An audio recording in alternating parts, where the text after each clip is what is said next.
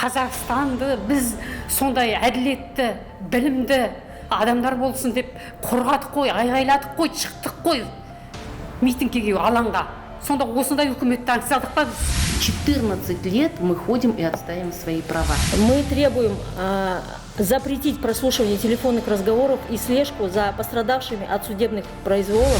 Двери тоже стояли, целовали полчаса, пока не стали кричать и сказать: мы что вам, нищеброды, что ли? Воюю за свой дом, который хочет отобрать у меня бывший аким Алматинской области и его клан Кулмаханов, Шалбай и Амир. Я поняла, что вся судебная система, она, я не знаю, чему там подчиняется, по какой воле или чего, настолько прогнившая.